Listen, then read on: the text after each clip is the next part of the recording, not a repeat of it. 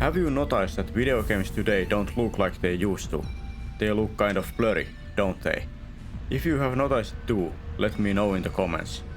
I have seen many videos about this topic lately on YouTube, and while they are good videos, I have my 2 cents to say about this degradation of video game graphics. Especially the issue with ghosting and blurriness, the reasons for it, and maybe even why we should go back to the drawing board instead of continuing this path. Let's talk about the elephant in the room straight away. DAA.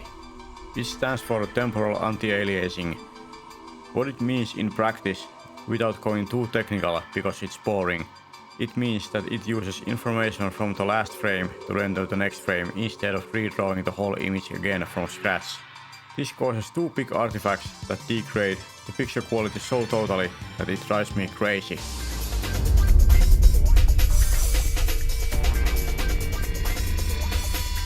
First of these is that it makes the image blurry, like really blurry, and most of the time you can't turn DAA off anymore, and when you can, it kind of breaks the game's visuals because they were made the DAA implementation in mind. Even then, some games actually let you turn it off on PC. For example, Resident Evil 2 and 3 remakes let you do this, and I heavily prefer it turned off, even though doing so introduces its own problems. All my tests you see on the screen were captured at 2.5K or 1440p if you will, because that's my computer's display's native resolution, except the emulator and console footage, which are captured in 4K from my living room entertainment PC and console. RE2 remake here still has some kind of image reconstruction going on, even when DAA and fidelity effects are turned off, as we can see here. I always choose a sharp image. Yes, this is where this channel's name actually came from, Super Sharp Gamer, because I prefer a sharp image even when it makes the visuals noisy or busy, which I'm used to as a retro gamer. I have bad eyesight, destroyed by watching a computer screen all day every day for over 30 years, but my glasses make it pretty much perfect, and I can see the blurry image clearly when it's blurry. And I try to focus my eyes constantly to make it sharper, and this is very eye straining. But you play retro games that are very low resolution, aren't those games blurry, you ask? Well, no, actually they aren't blurry. The way I hook my retro consoles or configure my emulators make them look sharp, low resolution, but appear sharp on screen, if you know what I mean. Razor sharp pixels that can poke your eye if you look close enough.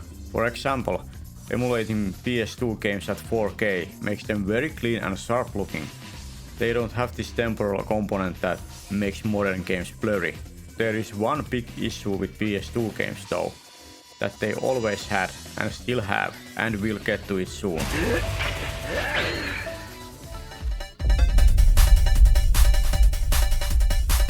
The other big problem DAA introduces is ghosting image when there's rapid movement, which makes complete sense because it literally uses the information of previous frames that are still on screen with the latest one, hence ghosting. This actually reminds me of the so-called PS2 motion blur, which is basically the same thing. I never liked the effect on PS2, even back in the day, and that's the one big issue with PS2 visuals I mentioned like less than a minute ago, if you remember that far back. Tell me that this looks good in Cyberpunk 2077 when you are driving around. This is DLSS, but still it has the same issues as DAA with fast moving content because it uses the information from previous frames.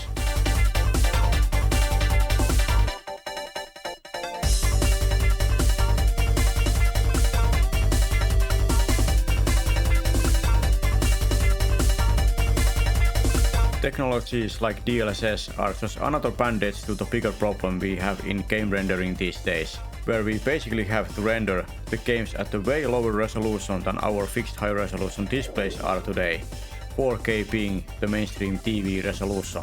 8K almost became a thing, but kind of disappeared from the current TVs for some reason, and I think it's a good thing, because we don't render our games anywhere near even 4K yet. especially if we add ray tracing into the mix, which is one culprit of the rise of the upscaling and the latest stupidity in game rendering techniques. The frame generation. Yes, we are so out of the performance envelope for our display technology that we have to generate fake frames to fill the gaps, making the visuals even more blurry, ghostly and noisy. I'd appreciate it if you would give this video a like and subscribe for more content like this. Thank you for your support. Back to that pesky frame generation. It's not even that it doubles the frame rate by generating every other frame anymore. Nvidia's latest GPUs now generate 3 or 4 frames after every one real frame, effectively tripling or quadrupling the frame rate.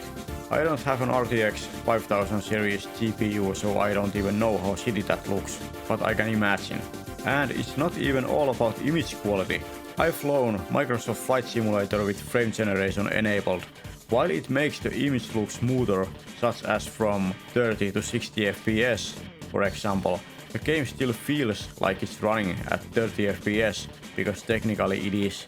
It's actually the weirdest feeling playing a video game ever, because for the first time, visuals don't match the feel of the game.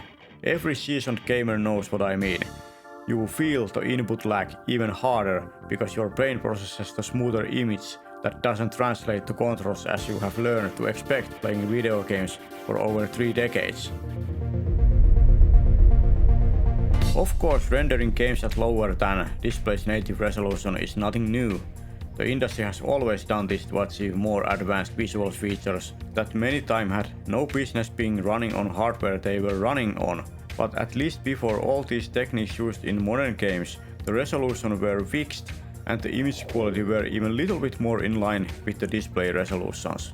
For example, a 720p image has little under 1 million pixels at 921,600 to be exact, which is pretty much 50% of the pixels of 2K or 1080p image if you will, at little over 2 million pixels. In comparison, the Metal Gear Solid 3 Snake Eater remake Metal Gear Solid Delta Snake Eater on PS5 Pro is rendering natively around 720p at its lowest according to Digital Foundry, again little under 1 million pixels, and expected output is on a 4K screen with almost 8.3 million pixels. That's only around 11% actual pixels rendered.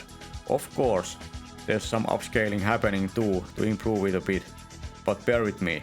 And if you happen to run it on 8K TV, which has little over 33 million pixels, the 720p real rendered pixels are only around 2.7% of the pixels of that frame. Needless to say, it's ridiculous.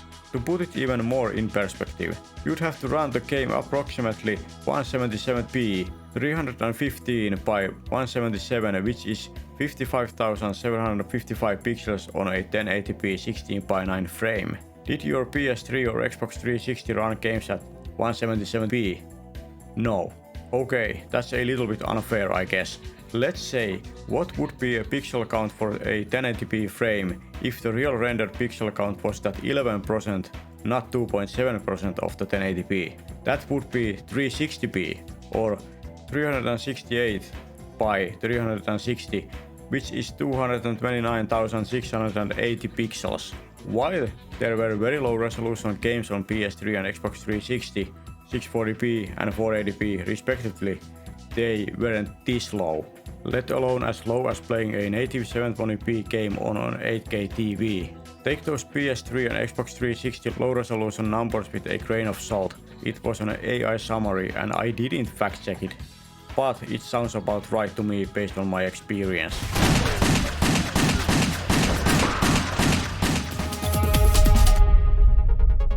Now that we are talking resolutions, I almost forgot one of these image degrading features in games today, the dynamically changing resolutions. While your game can be nice and decent resolution when there's nothing much going on, as soon as the action heats up, the game can lower its resolution to a fraction of what it was to keep the performance constant.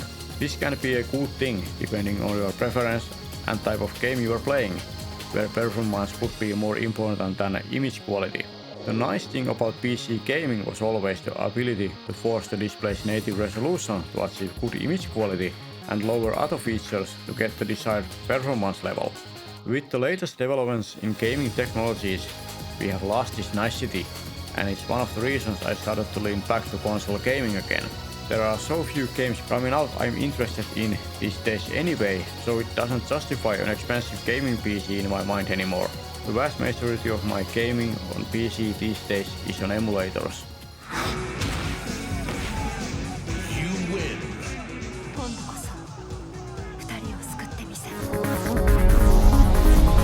So what is the cause of this direction? I think it's two main things, and I already mentioned both of them. Firstly, the impossibly high resolution displays that GPU performance couldn't keep up with. And the other one is the introduction of real-time ray tracing in games, which is a cool feature of course, but not really at the cost of performance and image quality. It's the future of video game rendering, but the hardware isn't there yet to do it properly.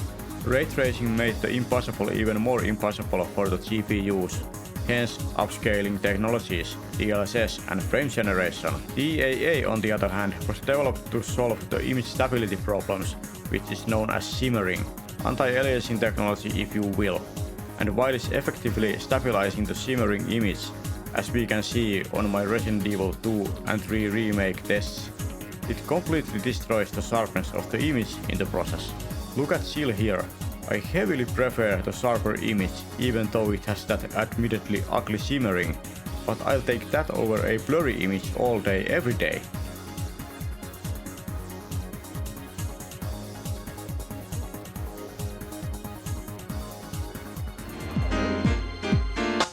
What I want to happen in future is they would stop the increasing the pixel counts of displays.